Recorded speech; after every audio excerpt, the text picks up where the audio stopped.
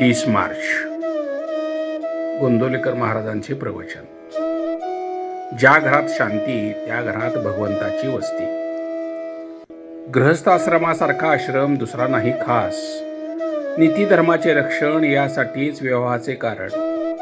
ज्या घरात राहते शांती त्या घरात भगवंताची वस्ती. कृतीवर मनुष्याची परीक्षा जैसी वासावर पदार्थाची परीक्षा. कोणाचा न करावा घात ऐसे वागावे जगात.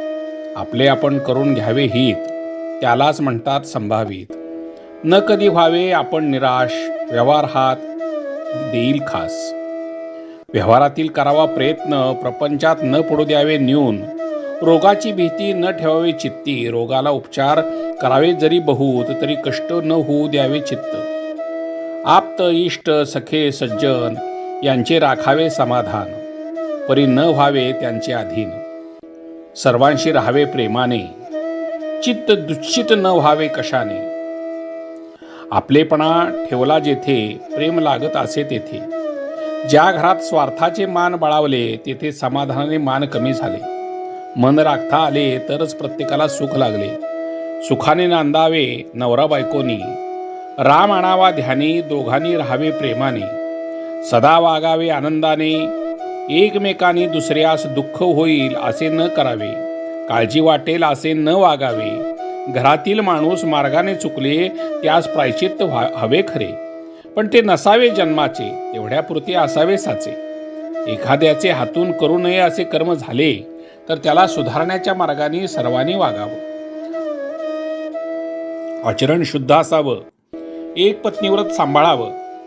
प्राण गेला तरी परद्वार करू नये. कोणतेही व्यसन करू नये. नीच संगत धरू नये.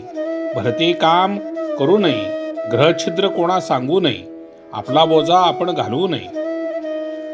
विश्वासघात कोणाचा करू नये. परदुःखे हसू नये. देहदुःखे त्रासू नये. केला उपकार बोलू नये. मुलाबाळा सांभाळून राहावे. प्रपंचात कधी उदास न व्हावे. प्रेमाने वागावे सर्वांशी. सुख राहे निस्वार्थापाशी. आईवडिलांची आज्ञा पाळावी. चांगल्याची संगत धरावी. अभ्यासात लक्ष देऊन राहावे. भगवंताचे नामस्मरण करावे. नामापरते न माना तुझे साधन तैसे पतिव्रतेचे पती प्रमाण. नामापरते न मानावे सत्य ज्याने राम होईल अंकित. हेच साधू संताचे बोल कोणीही न मानावे फोल. कोणतेही काम करीत असता राखावी मनाची शांती. श्रीराम जय राम जय जय राम. श्रीराम जय राम जय जय राम. श्रीराम